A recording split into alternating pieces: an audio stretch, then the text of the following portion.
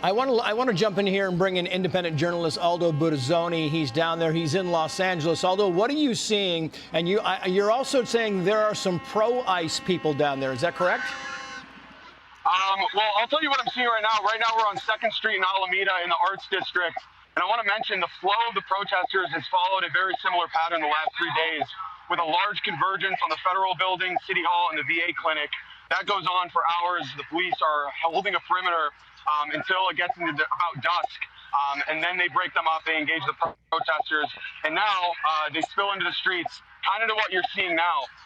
The police behind me, LAPD, is holding a very strong and controlled perimeter here on 2nd Street in Alameda. Something I also wanted to mention was the optics and the flags. You heard Bill Malugin mention this, with the amount of foreign flags that we're seeing here on the ground. Now, this is something that was recognized by the protesters themselves on Reddit and other forums. They talked about this and the need for better optics.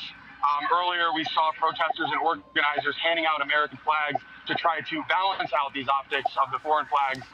But that's what's going on here on the ground. Yeah, and Aldo, when you're going around tonight, you've got a gas mask. You're clearly expecting to kind of be in the thick of things. What's your plan tonight for your coverage?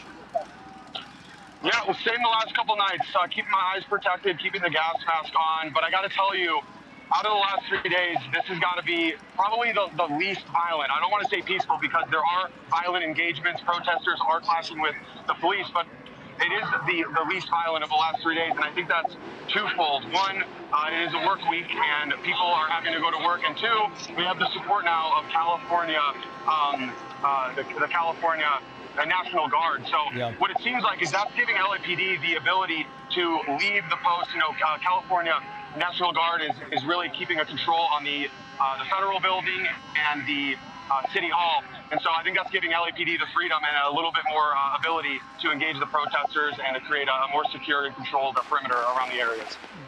What a surprise that Trump brings in the National Guard and they're helping the police on the ground. Oddly enough, Aldo Buttazzoni, will get back to you as the news warrants. If you find something, flag us and we'll put you back on the air. Thank you. Hey, Sean Hannity here. Hey, click here to subscribe to Fox News YouTube page and catch our hottest interviews and most compelling analysis. You will not get it anywhere else.